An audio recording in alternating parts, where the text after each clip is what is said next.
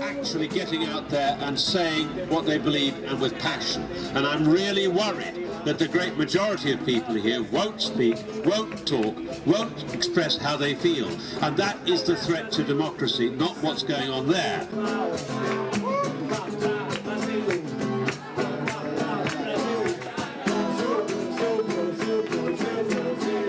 The people are very happy to have something here representing their voice, you know.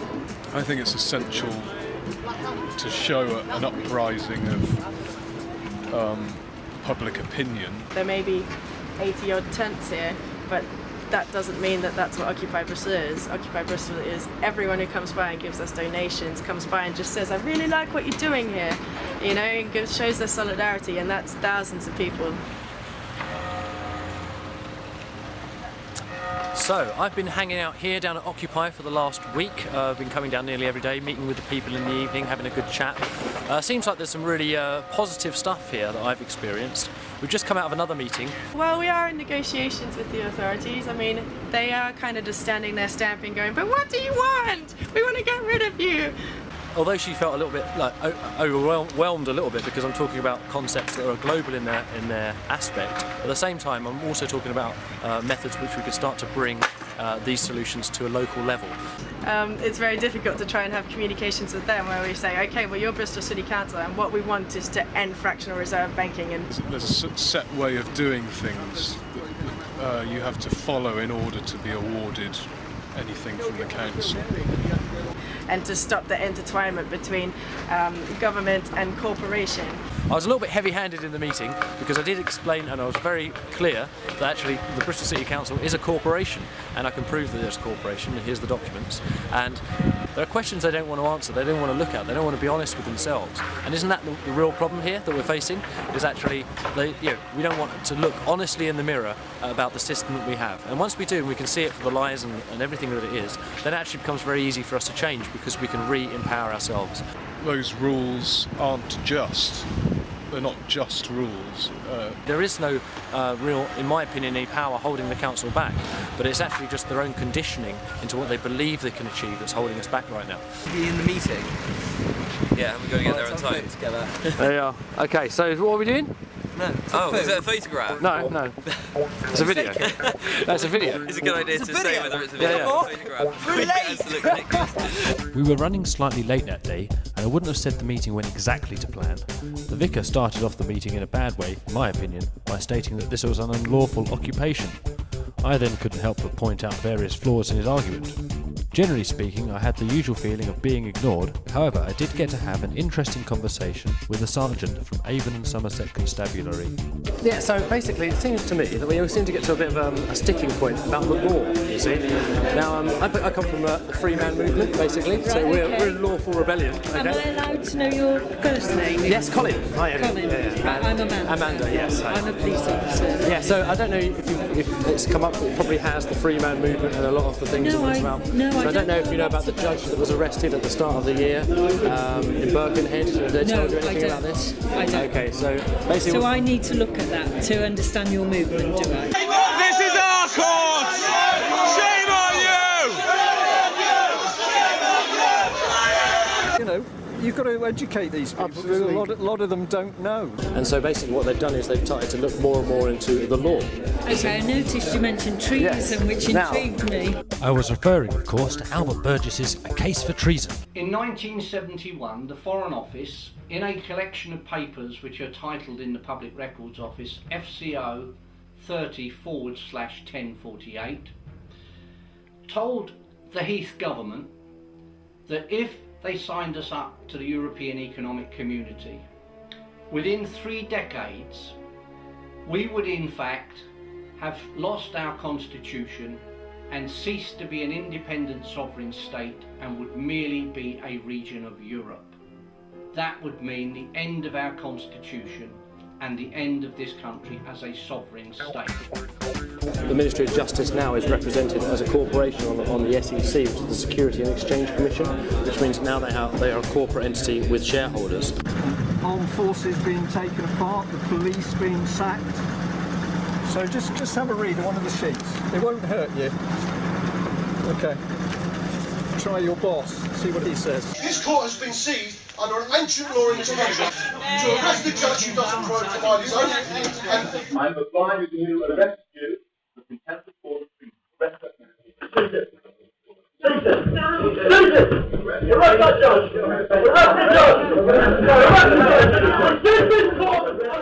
In case you missed it, in Birkenhead County Court on the 7th of March 2011, a judge was arrested. Roger Hayes was summoned for unpaid council tax, which he fought through a number of court hearings. During these hearings, he managed to get an agreement that 1. The council themselves were issuing summonses directly, without going through due process. 2. As the council did this, issuing summons themselves, they used letters headed as if the summons had been sent by the court. 3. The council had actually rented the court for the liability hearings, thus the entire playing field had been set up by the local council, contrary to law. During the hearing, immediately prior to the 7th of March, on the 15th of February, Roger had requested that the judge acknowledge his oath of office. The judge, Michael Perk, steadfastly refused to do this over and over again for over 30 minutes. So, when on the 7th of March Roger came to the court case again and asked the judge for his oath and he refused, he ordered an arrest. Here we can see Rusty making a run for it and being bundled off into the corner. This creates enough of a diversion for a dark character to come swooping in from the back of the court.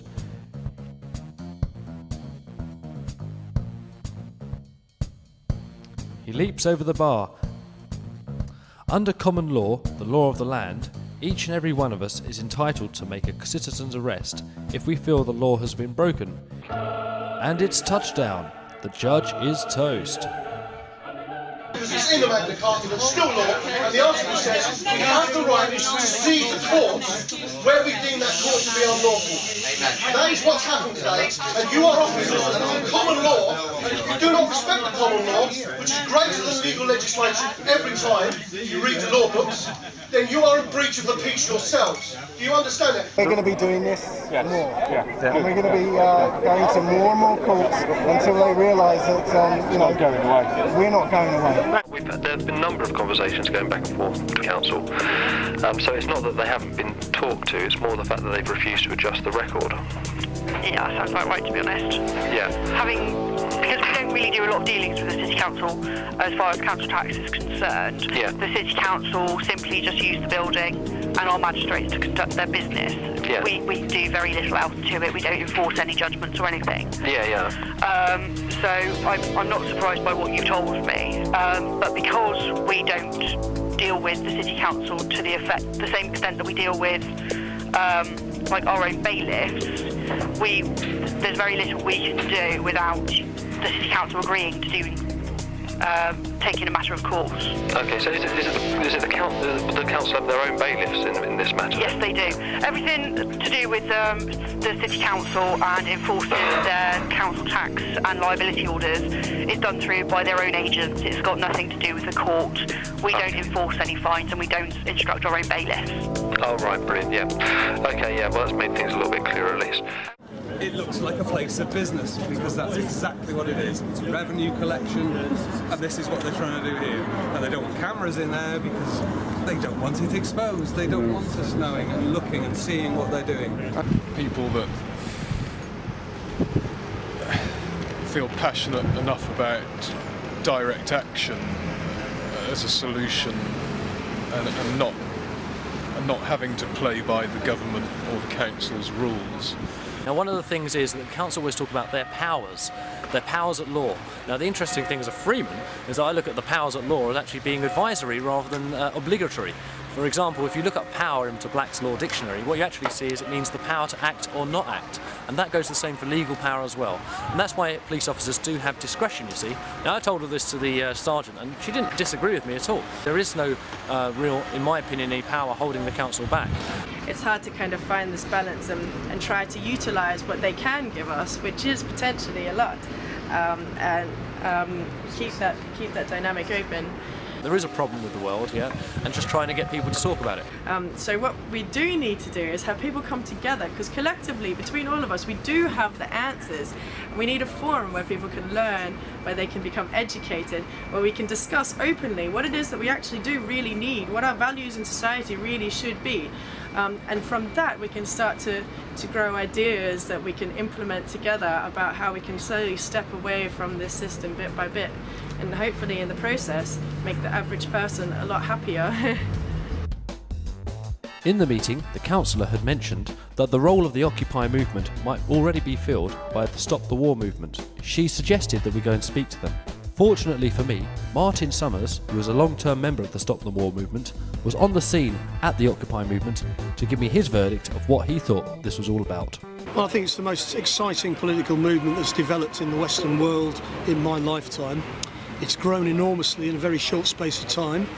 The cutting edge of it is obviously younger people, but they've touched a chord in a much wider segment of the society which are fed up with a criminalised ruling class, which is stealing everything that isn't nailed down and leading us off to pointless wars, not pointless from their point of view, pointless from our point of view, and the fight back begins right here, and that's why I'm proud to be here supporting these people today. Martin Summers was a long-term political activist, and when it came to economic and geopolitical situations, he was a formidable fountain of knowledge.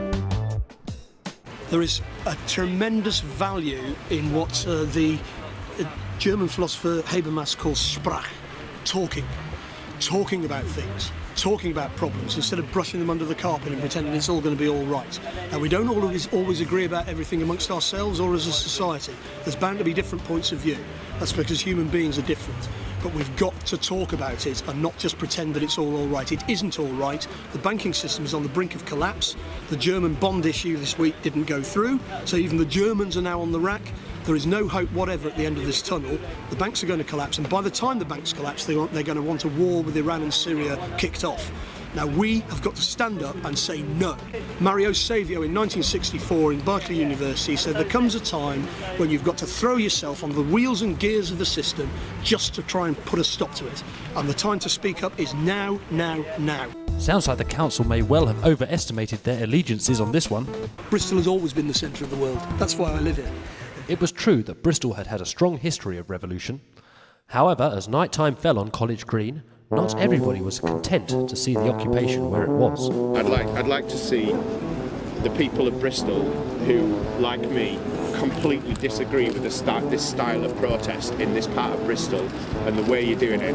And I want to see people rise up and take a stand against it. I find it interesting that this structure, this organisational structure that's present here hasn't been imposed on anyone. It's simply emerged naturally in an organic manner. I can see it and I can feel it, that people are starting to get really annoyed with this now. I just hope that those people are going to start coming together. This phenomena is much more natural than what we perceive in this consumer capitalist system.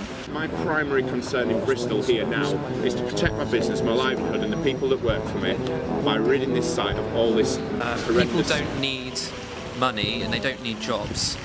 They need access to resources and they need to exist in a community. Because all this here, it just doesn't fit. It just doesn't fit. You've got 6 million children a year dying of hunger, right? What's the cause of that? I'm not interested. I just want this site cleaned up and restored back to what it was, which is a beautiful place in Bristol to visit. I find it interesting that how different people's perception can be of these different structures. Everyone's paid for the port routes, they paid for the recycling, everyone's paid. My name is Chris and I'm at the Bristol occupation in central Bristol. I sort of see this as a prototype, potentially sustainable eco-community, an open community. We spoke to someone earlier and I was like listening to the language he was using, and he was like using sort of derogatory words to describe what's going on here, and in this kind of in an absolutist sense, like this is terrible or this is disgusting, but it isn't. It is in his perception, but my perception is completely different. And I think that the media and our education systems have created a particular mind and a way of thinking which is very absolutist and not at all relativistic, when in actual fact human beings all have their own unique perspective on things. Okay, everyone. So the question of truth is one of the things, isn't it? You know, a lot of people look at the Occupy movement as an example and have lots of different opinions about it. But one of the things is we've been involved in exposing government corruption and things like that for a long time, and developed a concept called truth, justice, freedom, beauty as a kind of idea of process. So everyone wants this, wants a just world, we want a free world. We want to be able to create a beautiful world, but the centre of that actually concept is, in a sense, is truth. What is the truth? Because until you get truth, you can't have justice. Until you get justice, you can't have freedom. Until we've got freedom, we don't have even the freedom to create beauty. So the truth does exist. The truth is out there. So we have this concept of like a seed of truth. So we could say that the truth exists. The truth is perfect in the sense it doesn't have any flaws in it. And the truth is absolute as well, which means that there is an absolute truth which is beyond human comprehension. Okay, without truth there can be no justice. Individuated consciousness can experience truth, it cannot know the whole truth. A cohesive collective creates a shared reality. So once people start to come together and share their truth, then they start to form ideas and concepts around that, and then those concepts start to become reality. So in practice, the truth separates into true and untrue information. You can look at manifest truth, it can only exist in relation to that which is not true. The choice between true and untrue allows us free will to decide our own personal truth. So every human being is endowed with this process of free will to decide what they think the truth is and then act in accordance with that. The further application of our consciousness to information creates knowledge. So I just want to have a quick talk about understanding. True and untrue can only be determined really by our experience of the world, and so experience includes, but is not limited to, all the external evidence. So it could be secondary source information, it could be talking to people, or it can be through a direct experience of truth, in other words an experience you had which proves to you that that is the case. From sharing the experience with others, new understandings about the truth are formulated. This is why talking and things like that are very good, because really what we need to do is we need to form these new understandings of how the world operates and how it works. There's another point as well, that not all consensus reality is based in truth. Many people have held ideas as collectives. It's not actually the truth, it's actually based on a lie, but that consensus becomes the reality for those people. And so actually by living out these realities based on false truth, we actually do perpetuate a lot of suffering into the world. So one of the things you could say is the quality of your experience, the debate and the analysis that provides a more unbiased judgment of the truth. And next time on The Powerhouse, we head into College Green to build our own construction, to join in the action and help with the communication. All this and more. A mini wooden house. Occupation. I then couldn't help but point out various flaws in his argument. Generally speaking, I had the usual feeling of being ignored. However, I did get to have an interesting conversation with a sergeant from Avon and Somerset Constabulary. Yeah, so basically it seems to me that we seem to get to a bit of a sticking point about the law, you see. Now, I come from the free man movement, basically, right, so we're a lawful rebellion. Okay? Am I allowed to know your first name? Yes, Colin. Hi, Colin. Yeah. I'm Amanda. Amanda, yes. Hi. I'm a police officer. Yeah, so I don't know if it's come up, it probably has, the free man movement and a lot of the things that it's about.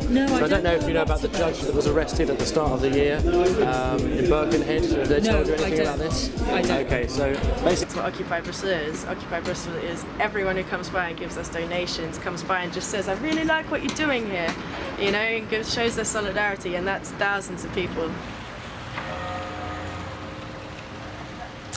So, I've been hanging out here down at Occupy for the last week. I've been coming down nearly every day, meeting with the people in the evening, having a good chat. Seems like there's some really positive stuff here that I've experienced. We've just come out of another meeting. Well, we are in negotiations with the authorities. I mean, they are kind of just standing there stamping, going, but what do you want? We want to get rid of you. although she felt a little bit like overwhelmed a little bit because I'm talking about concepts that are global in their aspect, at the same time I'm also talking about methods which we could start that we have. And once we do, and we can see it for the lies and everything that it is, then it actually becomes very easy for us to change because we can re-empower ourselves. Those rules aren't just. They're not just rules. There is no real, in my opinion, any power holding the council back, but it's actually just their own conditioning into what they believe they can achieve that's holding us back right now. Be in the meeting. Yeah, we've got to get there on time. Together. There you are. Okay, so what are we doing? No. Oh, is it a photograph? No. It's a video. That's a video. It's a good idea to say whether it's a video or a photograph. We were running slightly late that day, and I wouldn't have said the meeting went exactly to plan. The vicar started off the meeting in a bad way, in my opinion, by stating that this was an unlawful...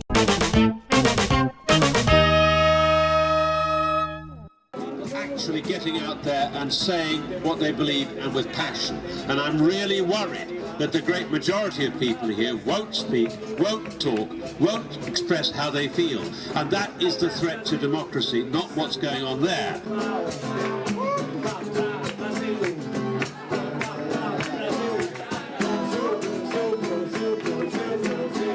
The people are very happy to have something here representing their voice, you know.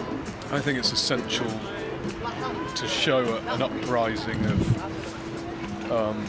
public opinion. There may be 80-odd tents here, but that doesn't mean that... Not to bring these solutions to a local level. It's very difficult to try and have communications with them where we say, okay, well, you're Bristol City Council and what we want is to end fractional reserve banking. And there's a set way of doing things that you have to follow in order to be awarded anything from the council. And to stop the intertwinement between government and corporation. I was a little bit heavy-handed in the meeting because I did explain, and I was very clear, that actually the Bristol City Council is a corporation, and I can prove that it's a corporation, and here's the documents. And there are questions they don't want to answer, they don't want to look at, they don't want to be honest with themselves. And isn't that the real problem here that we're facing? Is actually, we don't want to look honestly in the mirror about the system.